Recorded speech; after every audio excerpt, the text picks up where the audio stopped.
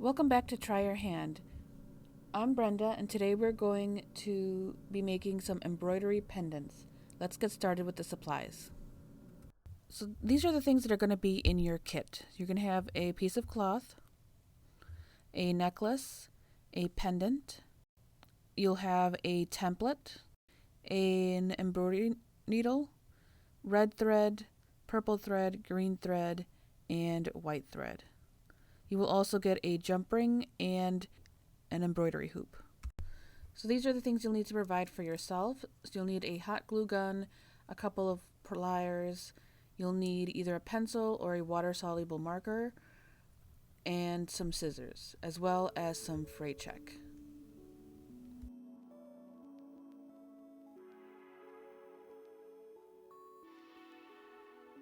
So if you haven't done embroidery before, you'll have to learn how to use your embroidery thread and your needle. So your embroidery thread is actually made up of 6 different strings, and you can separate those strings to make your thread essentially smaller. So for our project, we want to use 3 of the threads. So we're going to be pulling 3 out. I'm going to show you here too, but it ended up that 3 threads worked better with the cloth that we are using. So here I'll show you what the end looks like when you start kind of like fraying them, and then you'll want to pull out the amount of threads that you're going to use. So you can just take those ends and then just kind of pull them out.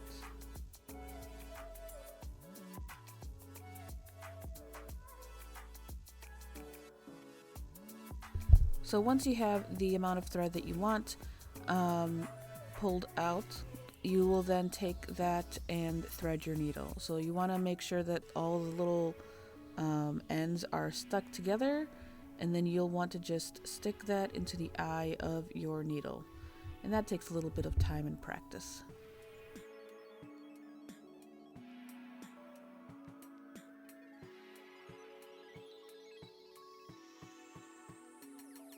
So the first thing that I'll do here is show you the stitches you'll need in order to be able to do the templates that I gave you.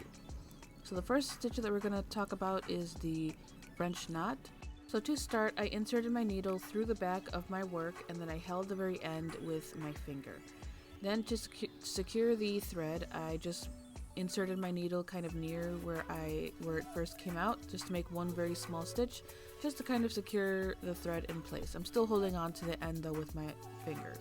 Now that we have our thread on the right side of our work, we are going to take the thread into our left hand, and then we're going to then wrap the thread around our needle 2 or 3 different times. And then once that's wrapped, we're going to insert a needle, keeping the thread taut with our left hand, and then we're going to pull the needle through. When we're doing that, we then let go of the tension on the thread, and that then leaves us with our knot. So then let's do that again. We are inserting our needle back through the front of our work. We are wrapping the needle 2 or 3 times with the thread. Then we are going to insert our needle back into our work and then pull through. And that leaves us with a knot.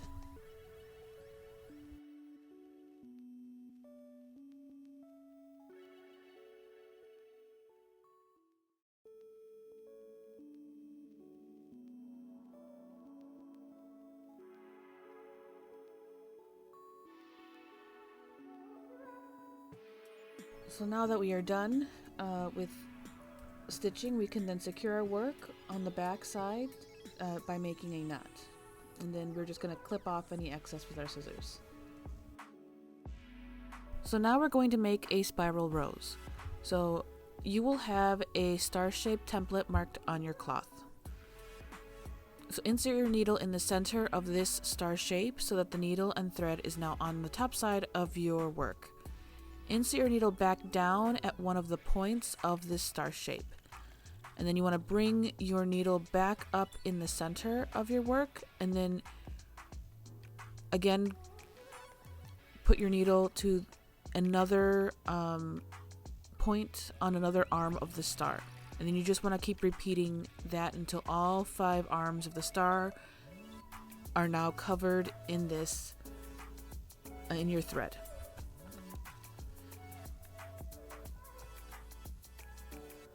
So now you want to finish so that your needle is now through the center of that star shape again, and then we will start to make the rose part of this stitch. So you're gonna pick one of the arms of your star shape and insert your needle under that stitch. Do not catch the cloth with this motion. And then with the next arm of the stitch, you're going to skip over it. And then the one after that, you're going to go under that stitch again. So you're going to be doing this like under over sort of weaving motion all the way around your star shape, so in a circle. And you're going to do that until all the arms of the stitches of this star shape is then covered.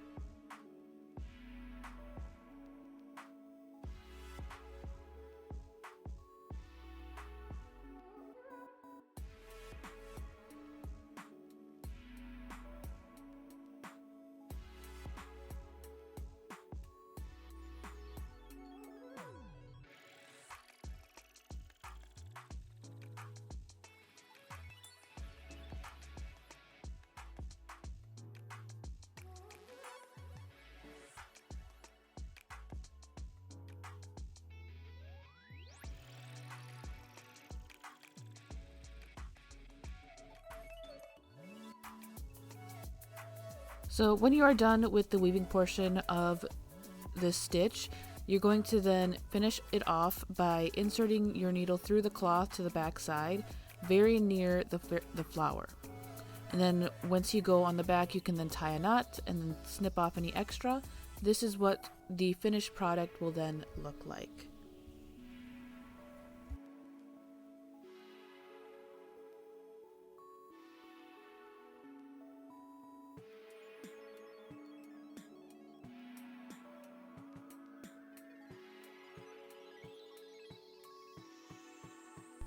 The satin stitch is a series of long stitches that all lay side by side. It gives the effect of coloring in a section with thread. To achieve this effect, you will have to stitch in sections. Insert your needle where you want to start. Then you want to go all the way to the other end of the section and insert your needle down there. Instead of putting your needle right next to the stitch you just put down, go to the end point of where your section is, and then you do that same type of stitch again. So you start at the bottom and then you go all the way up to the top of the section. This works to kind of make an outline of where you're supposed to stitch. Your next stitch is then going to be bisecting this section. So you're going to go into like the middle of your section and then start at the bottom point and then go all the way up to the top point. And then you're going to continue kind of cutting these little sections that you've made with your thread in half over and over again until like a section is filled up. And then you'll continue again with a different section. So doing the satin stitch in this way makes it so that the stitches come out even and straight.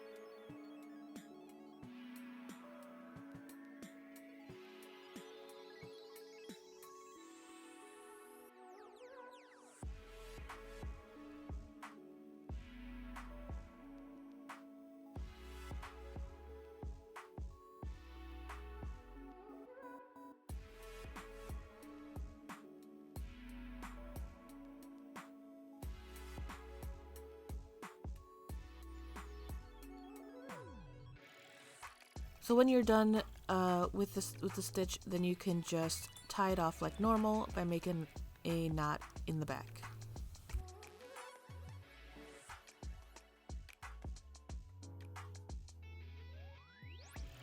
Okay, so insert your needle at the beginning of the line that you want to work from the back side so that your needle is on the front side of your work.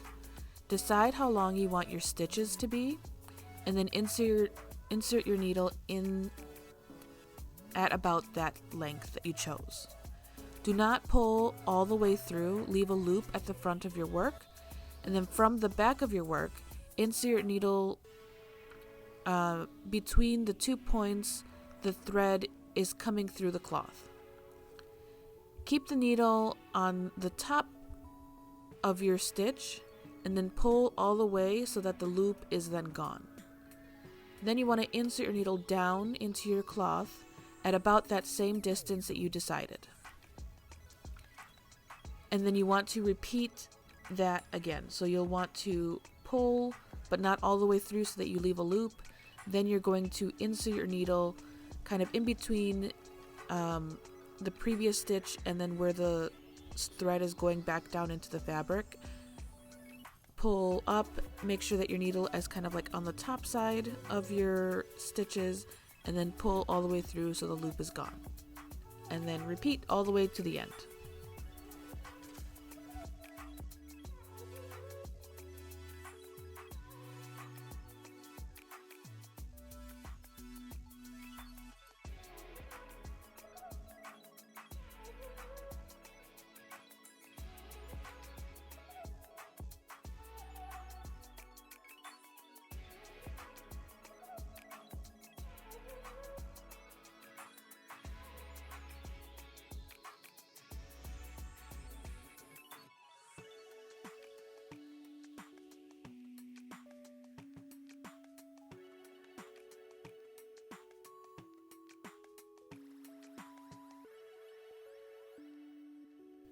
So for the back stitch, you'll want to insert your needle through the back of the fabric so that your needle and thread is at the front of your work. Then you're going to decide how long you want your stitch to be, and then you'll insert your needle down into the fabric at that point. Then from the back side of the work, you're going to put your needle through the fabric at that distance that you decided, and then pull through. Now there's like a little gap in between your last stitch and where your thread is coming out now, so you'll want to go back and stick your needle right next to your previous stitch, and that's how you do a back stitch.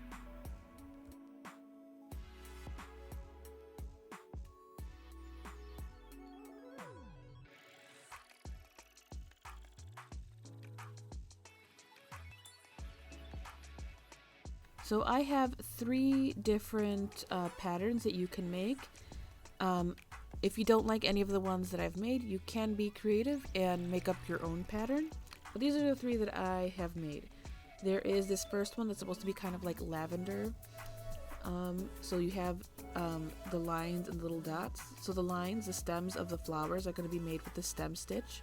And the little dots are going to all be the French knots. So for this one that looks like an X, it's all going to be made up of satin stitches, and then each section is supposed to be a different color, and you can make that as you want. And then of course the one that we haven't talked about is the one that I'm going to actually show you how I made, mostly because I think that one's the prettiest one. But again, you can do whatever pattern you want, or make your own pattern. That works too. So what we're going to do is we're going to cut that pattern out, and then we're going to trace the pattern onto our cloth, either with a pencil or with that water-soluble marker. So I have the water-soluble marker, so I'm going to use that to trace. First thing that I did was to trace around my my pattern on the front side of my cloth. This is so I know that I can't go past those lines if I want it to show on the pendant that I'm gonna be making. Then I kind of took it and placed it on the back. Part is better if you were to take it out of the cloth out of the ring, but I was kind of lazy and didn't do that. And then I just kind of traced what I saw onto my cloth so that I knew what stitches to make where.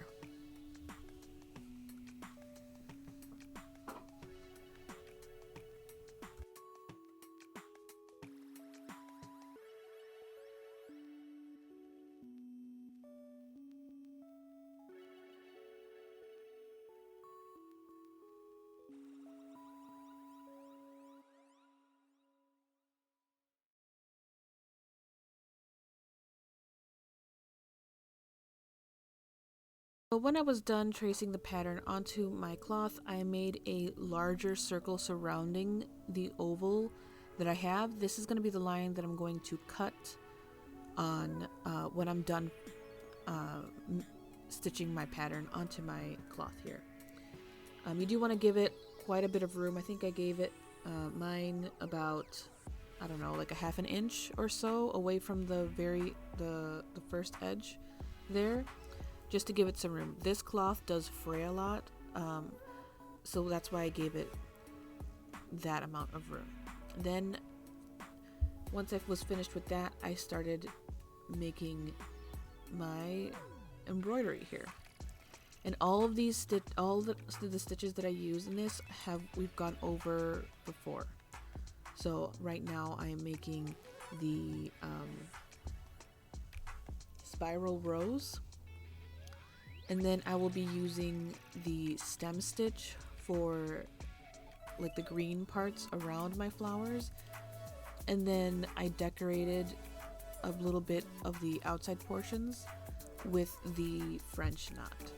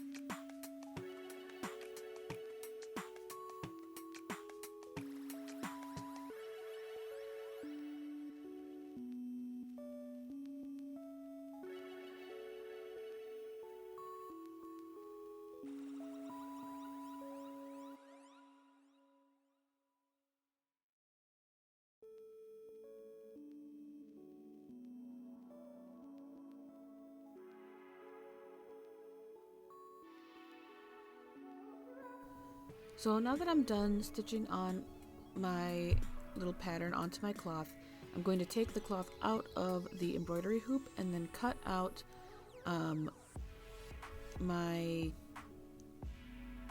piece out of the cloth on that line that I made. And when I'm done with that, what I'm going to do is I'm going to take that fray check and then just put some fray check right on the edge of my cloth to make sure that it doesn't fray. And then I'm going to let that fray check dry. I believe you can use like some like Elmer's glue or something on the edge of that. If you don't have any fray check, that should work as well, I think, or some super glue. If you don't have any fray check.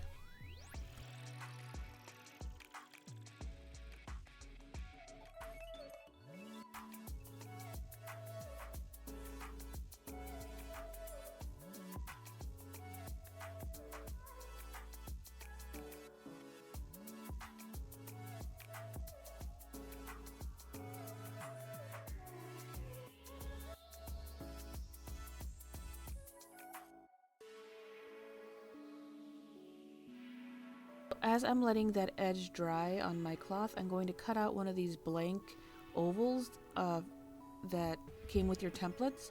This is going to be like the frame of your embroidery work to be able to then put onto the actual pendant. So we're going to secure the embroidery onto this little oval here.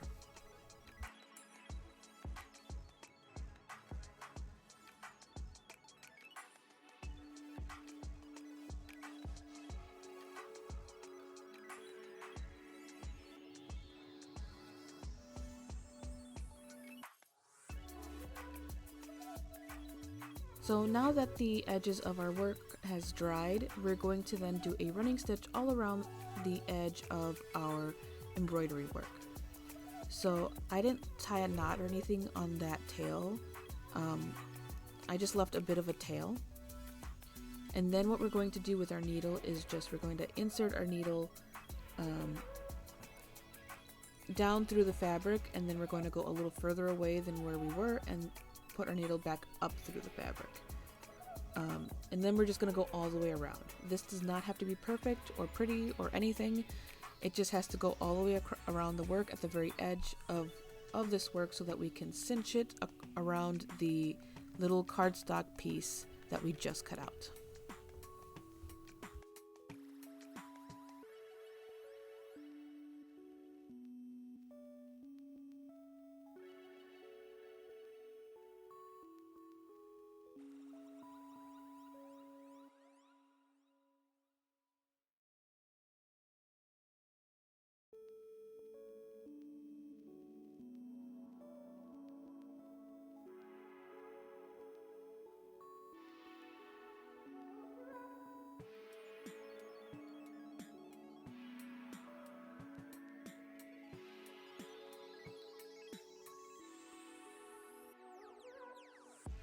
So now that we've gone all the way around, we're going to insert that little piece of cardstock in the middle of our work, and then we're going to pull on both ends of the thread to cinch our cloth around the cardstock piece that we have there.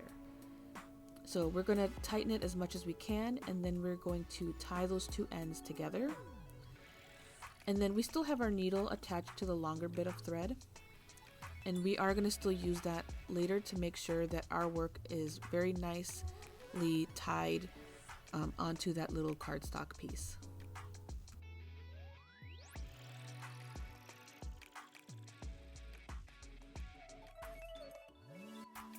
So when you've cinched everything together and tied it, just turn over your work to make sure that everything is nicely centered.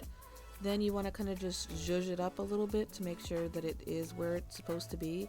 And then on the back side with our needle, we're going to kind of just sew across a little bit to make any of those like weird wrinkly edges sit nice and flat against the back of our work.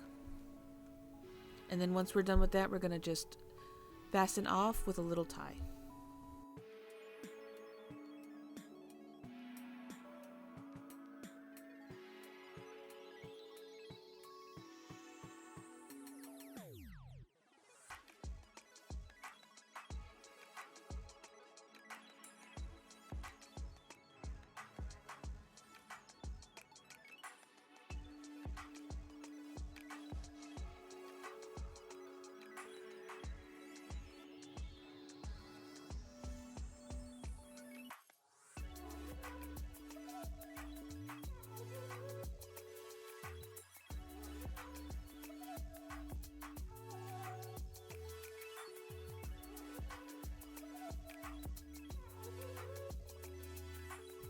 So when you fasten that off, you want to make sure that you trim off all the ends of any long threads that you have there.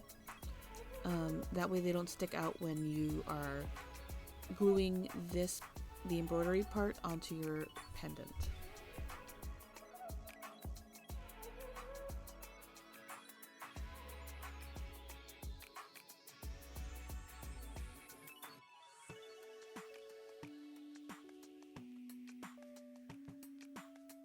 If you are using a water-soluble marker, you can take, and some of that, like those markings are showing up in your work, you can take like a Q-tip and some water and just kind of gently rub on those areas, and it should take off that water-soluble marker right off. So the next step is to then glue our embroidery onto the pendant backing. So for that, I'm going to take my hot glue gun, and I'm going to then glue it on. So I just put a little bit of glue onto my embroidery piece here. The best way is actually to put it right onto the pendant backing itself, and then stick the embroidery on top of that. That's what I've done with like my previous attempts at this. I don't know why I didn't do that here, but because I did it this way, I put a little bit too much glue on there, and then it kind of spilled out on the edge. If you put a bit of glue on the pendant backing itself, like right in the center, and then you start pressing down, it'll kind of spread the glue around. So yeah, for the glue, you just want to kind of press that down and then hold it for a bit just to make sure that it's securely on there. And then you wait a few moments, and then it should then be stuck onto your pendant backing.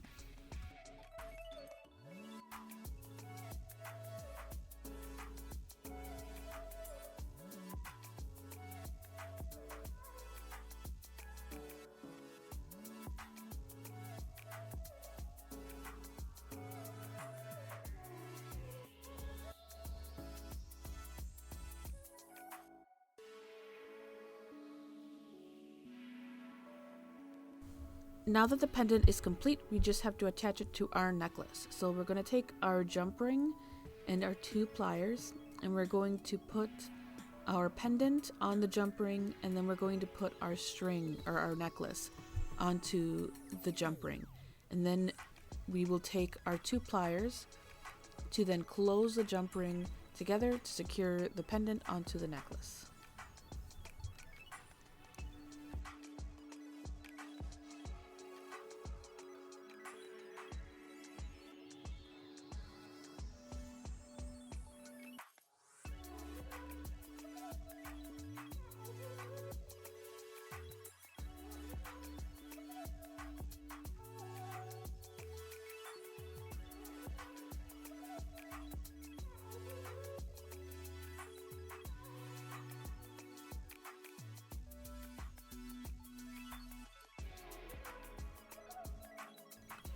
I hope you guys had fun with this project. This is what our finished necklace will look like. We would also really love to see how your pendants turned out, so you can send us pictures through Instagram and Facebook, as well as through email. All that information will be down in the description down below. If you are interested in joining next month's Try Your Hand project, you can do so. The link for that is also going to be down in the description. Next month's project is actually going to be your opportunity to do some projects that we've done in the past. So we do make a lot of kits, and sometimes we don't have people sign up for them, so we have these extra kits lying around. The full list of all the leftover kits that we have, we're going to also put down in the description, and it's also going to be in the description of the entry in LibCal in our calendar. So if you have wanted to do one of our previous projects and didn't have time or forgot to sign up, you are in luck, and go ahead and sign up for February then. All right, I'll see you next time.